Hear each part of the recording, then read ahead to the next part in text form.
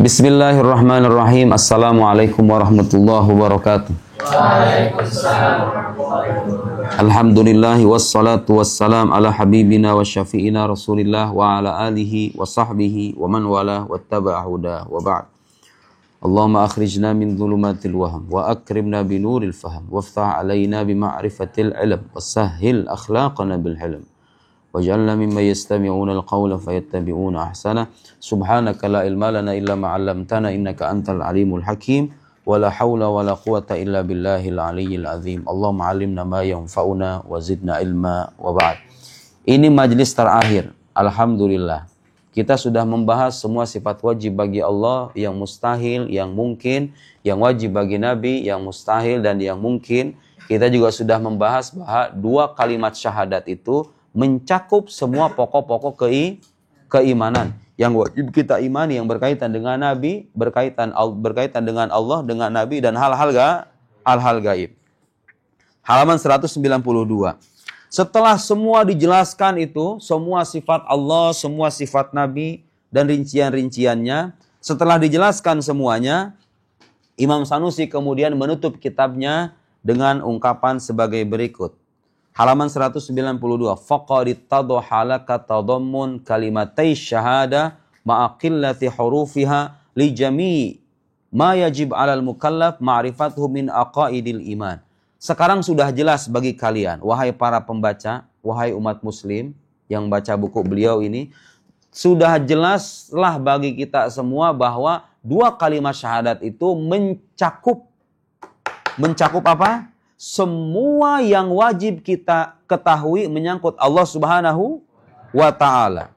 Juga menyangkut para rasul. Wala'allaha likhtisariha, kata Imam Sanusi, boleh jadi karena keringkasan. Kan syahadat itu ringkas ya.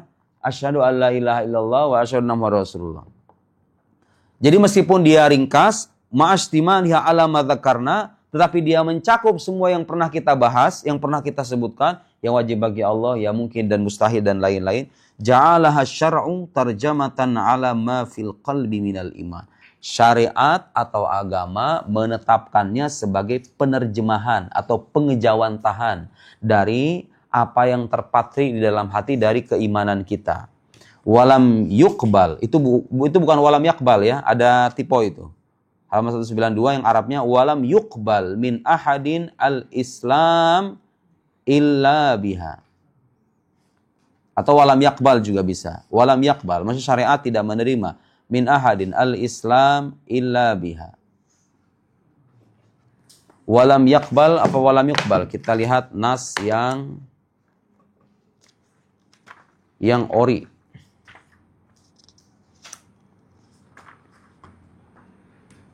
Walam yakbal aywanam walam yakbal min ahadin al-islam illa bi, dan syariat tidak menerima keislaman seseorang kecuali dengan syahadat. Jadi syahadat itu ringkas, syahadat itu padat, pendek, tapi dia mencakup semua pokok-pokok karena itulah syariat atau agama kita menjadikannya sebagai kewajiban bagi siapapun yang ingin mengikrarkan keimanan.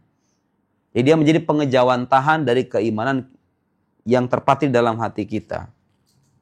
Sehingga orang tuh gak akan diterima imannya, gak akan diterima Islamnya, kecuali dengan mengucapkan dua kalimat. Bukan hanya mengucapkan, tapi juga meyakini apa yang terkandung di dalamnya. Dan kita sudah jelaskan kandungan kalimat syahadat itu. Sekarang beliau memberikan nasihat kepada kita semua. Dengerin. Nasihat untuk orang-orang beriman. Fa'alal aqil, bagi orang berakal. Kamu orang berakal gak? Hah? Orang gila? Kamu semua orang berakal. Orang berakal, kata beliau, ayyukthira min dzikriha, hendaklah memperbanyak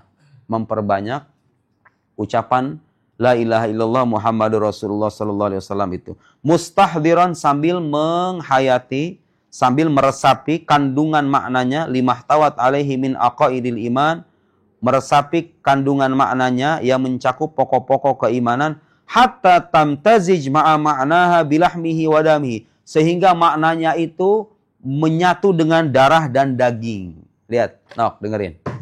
Banyak orang di luar sana sekarang itu, orang beragama, mengaku percaya Allah, mengaku percaya Nabi, tapi mereka merasa agama itu nggak bermakna bagi kehidupan mereka. Gara-gara apa? Gara-gara mereka tidak menghayati agama dengan perasaan. Beragama itu mereka mengira hanya dengan ritual aja. Sholat, kemudian selesai sholat, dia mengaji Al-Quran.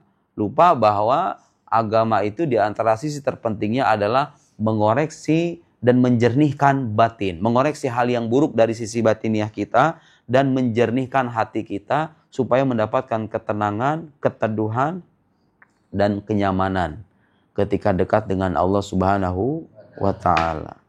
Hendaklah orang berakal, kata Imam Sanusi, memperbanyak zikir La ilaha illallah Muhammadur Rasulullah itu sampai sampai kalimat itu betul-betul meresap dengan darah dan daging kita, menyatu dalam kehidupan kita supaya kita menjadi muslim yang sejati. Kita nggak bisa tuh seperti levelnya para wali, tapi minimal kita bisa berusaha. Fa innahu yara laha minal asrar, maka dia akan melihat rahasia-rahasia wal ajaib dan keajaiban-keajaiban. Insyaallah taala ma la yadkhul tahta hasrin, yang tidak bisa dihitung. Wabillahi taufik la rabba ghairuhu wala ma'budas siwah. Tidak ada yang disembah selainnya. Nas'aluhu subhanahu wa ta'ala, kita minta kepada Allah subhanahu wa ta'ala, ayyaj'alana wa ahibbatana indal maut natiqina bi kalimatai syahadah alimina biha. Kita mohon kepada Allah, setelah kita mempelajari ini, kita mohon kepada Allah, mudah-mudahan Allah subhanahu wa ta'ala mewafatkan kita sambil mengucapkan 2 kalimat syahadat. Amin. Pengen gak kamu mati kayak begitu? Udah itu. Kamu punya mobil banyak, punya kendaraan mewah, punya rumah mewah, punya tanah seabrek-abrek, mati dalam keadaan suul khotimah, udah nggak ada artinya semuanya, ya nggak? Tapi kamu hidup terbatas, ujiannya banyak, pas mau mati, subhanallah ada orang-orang yang mati dalam keadaan bersujud, dalam keadaan berdoa, dalam keadaan mencari nafkah. Ada orang mati terbaik di atas rumah sakit, di atas perbaringan di rumah sakit, kemudian mengucapkan 2 kalimat syahadat. Sambil mulutnya tersenyum, melihat malaikat, memberikan kabar gembira. Itu impian semua muslim kan? Jadi apapun profesi, apapun takdir kehidupan, apapun nasib kita di dunia, kalau kita mati dengan mengucapkan 2 kalimat syahadat, insya Allah kita selamat. Bener gak itu? Ngapain lagi kamu nyari dunia ini? Setelah selesai, nanti masuk episode kehidupan lanjutan. Di sana abadi atau tidak? Di sana abadi. Di sini sementara doang. Paling lama kita hidup berapa tahun? Saya sekarang 30 tahun. Menurut statistik normal, paling saya 30 tahunan lagi. Kalau 60 tahun, ya kan? Itu pun kalau normal, 60 tahun. Kamu sekarang berapa tahun? 15? Bayu berapa tahun kamu? 16? Usia kamu? Udah gak connect dia. Usia kamu berapa? 18 tahun. Ya katakanlah 20. Paling 40 tahun lagi. Kalau 60 ya kan? Kalau sampai 60. Kita nggak tahu ajal kita kapan datang. Jadi selama hidup di dunia itu kalau bisa punya cita-cita begitu tuh. Mati sebagai muslim, sebagai mukmin, bisa mengucapkan 2 kalimat syahadat. Jadi ini 2 kalimat pendek, tapi menjadi tiket dan penentu kamu bahagia atau sengsara di alam sana, ya kan? Yang mengucapkan dan meyakini 2 kalimat syahadat ini dia akan masuk surga dan abadi di sana. Kalaupun dia punya dosa, dosanya akan dicuci dulu, tapi ujungnya masuk mana? Masuk surga. Tentu kalau dosanya lebih banyak ya. Kalau misalnya dia gagal dan gak paham dengan 2 kalimat ini, padahal dia punya kesempatan puluhan tahun hidup untuk belajar, nah dia abadi selama-lamanya dalam kesengsaraan. Nauzubillah summa nauzubillah. Wa sallallahu ala sayyidina maulana Muhammad. Semoga Allah subhanahu wa ta'ala mencurahkan rahmat kepada baginda Nabi Muhammad sallallahu alaihi wasallam. Kullama dzakarahu dzakirun wa ghafala an dzikrihil ghafilun.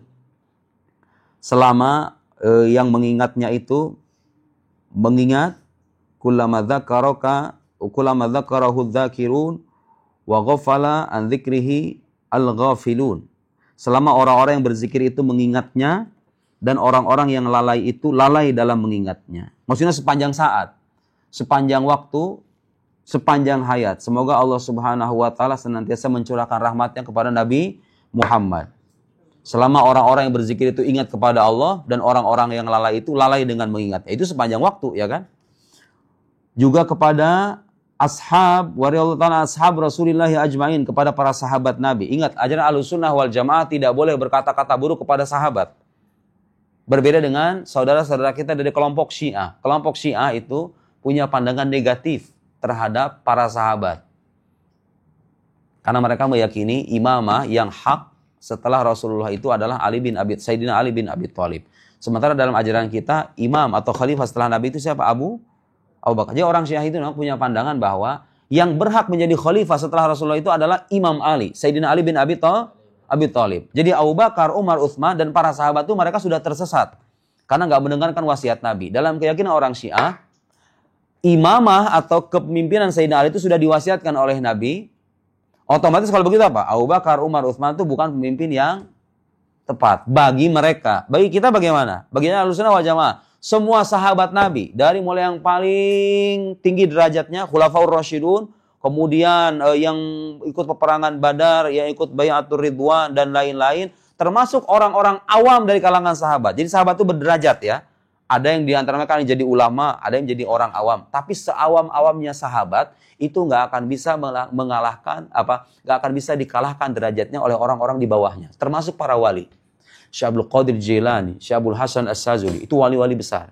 Tapi kalau dibandingin makom mereka dan makom sahabat, lebih tinggian mana? Sahabat. Ahlussunnah wal Jamaah tidak mengajarkan untuk berpandangan negatif terkait para sahabat. Semua sahabat Nabi kita muliakan. Karena mereka pernah hidup dengan sebaik-baiknya makhluk. Pernah ditatap wajahnya oleh sebaik-baiknya Nabi. Jadi Nabi itu natap manusia aja, itu tatapannya nggak sembarangan. Hanya dengan bertemu dengan Nabi dan beriman, maka seorang itu menjadi naik derajatnya menjadi sahabat. Terus bagaimana orang-orang di bawahnya? Itu di bawahnya semuanya. Para wali, orang-orang pilihan, apalagi orang kaya apa kita. Jauh dari mana? Soalnya Nabi sahabat ada di sono, no? Nabi sahabat di sono. Terus kemudian disuruh oleh wali kutub itu, wali-wali yang besar. Disuruh oleh para wali di bawahnya. Para wali kita ada di mana? Di sono, no? Jadi bukan ajaran Ahlussunnah wal Jamaah berkata-kata negatif tentang sahabat. Semuanya kita muliakan. Wa tabi'in, juga para tabi'in. Tabi'in artinya apa? Yang mengikuti ajaran sahabat, generasi setelahnya. Wa tabi'in, dan orang-orang yang mengikuti tabi'in. Lahum bi ihsanin ila yaumiddin. Wassalamun ala mursalin. Walhamdulillahi rabbil alamin. Allahumma salli afdhala salatin ala as'adi makhluqatika sayyidina Muhammad wa ala alihi wa sahbihi wa sallim adada ma'lumatika wa midada kalimatika kullama dzakaraka dzakiruna wa ghafala an dzikrikal ghafilun. Kita baca Al-Fatihah untuk Imam Sanusi, untuk semua muridnya, semua nenek moyangnya, semua anak cucu keturunannya, semua pecintanya. Kita bacakan Al-Fatihah, semoga pahala ini juga ikut mengalir untuk beliau. Ala hadhihi niyyah wa ala kulli niyatin salihah ila hadratin Nabil Mustafa Rasulillah sallallahu alaihi wasallam wa khususun ila ruhi imamina al-imam Abi Abdullah As-Sanusi rahimahullah. Minallahum jami'an al-Fatihah. A'udzu billahi minasyaitonir rajim. Bismillahirrahmanirrahim. Alhamdulillahi rabbil alamin. Ar-Rahmanir Rahim. Maliki yaumiddin. Iyyaka na'budu wa iyyaka nasta'in. Ihdinas siratal mustaqim. Siratal ladzina an'amta 'alaihim ghairil maghdubi 'alaihim waladdallin. Amin. Subhanakallahumma wa bihamdik, asyhadu an la ilaha illa anta nastaghfiruka wa natubu ilaik. Shallallahu ala sayyidina Muhammad wa ala alihi wa sahbihi wa sallam. Wassalamualaikum warahmatullahi wabarakatuh.